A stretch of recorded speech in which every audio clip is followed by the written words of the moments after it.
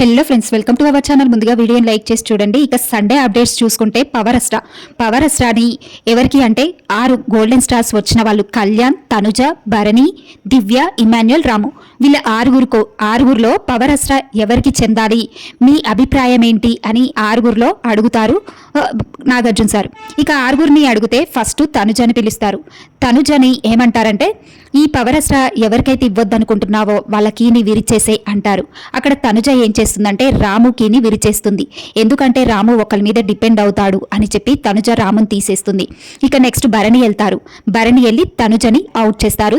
ఇంకా తనుజ కీని విరకొట్టేస్తారు. ఎందుకంటే చాలా ఎమోషనల్ అవుతుంది అని చెప్పేసి, ఈ పవర్ అస్ట్రా తనకి వర్కౌట్ కాదు అని చెప్పేసి విరక్కొట్టేస్తారు. అప్పుడు నాగార్జున సార్ అంటారు, ఎమోషనల్ అయిన వాళ్ళకి ఈ పవర్ అస్ట్రా పని చేయదు అంటావు, అంతేనా అంటారు. అవును అని చెప్పేసి ఇక తనుజని తీసేస్తాడు. నెక్స్ట్ దివ్య వెళ్తుంది. దివ్య వెళ్ళి కళ్యాణ్ని తీసేస్తుంది. కళ్యాణ్ కీని విరకొట్టేస్తుంది. కళ్యాణ్కి డెసిషన్ తెలీదు, ఫిజికల్గా స్ట్రాంగ్గా ఉంటాడు కానీ బ్రెయిన్ పరంగా ఎలా దీన్ని వాడాలో తెలియదు అతనికి అని చెప్పేసి కళ్యాణ్ని తీసేస్తుంది. ఇక ఇమాన్యుయల్ వెళ్ళి దివ్యాన్ని తీసేస్తాడు. ఇక చివరిగా కళ్యాణ్ వెళ్ళి భరణిని తీసేస్తాడు. ఇక లాస్ట్ ఈ పవర్ అస్ట్రా గెలుచుకుంది ఎవరు అంటే ఇమాన్యుయల్కి పవర్ అస్ట్రా వస్తుంది. ఈ పవర్ అస్ట్రాని ఎక్కడ ఎలా వాడాలి అనేసి నేను తర్వాత చెప్తాను, ఇప్పుడు చెప్పాను అనేసి నాగార్జున సార్ అంటారు.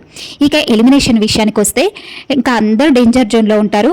ఎవిక్షన్లో ఉన్నది రీతు అండ్ ఫ్లోరాసేని. ఇంకా ఫ్లోరాసేని ఆల్రెడీ ఎలిమినేట్ అయిపోయారు అని అయితే టాక్ వస్తుంది. ఇక రీతు ఎలిమినేట్ అవుతుందా, ఏం చేస్తారో చూడాలి. మరిన్ని అప్డేట్స్ ప్లీజ్ సబ్స్క్రైబ్.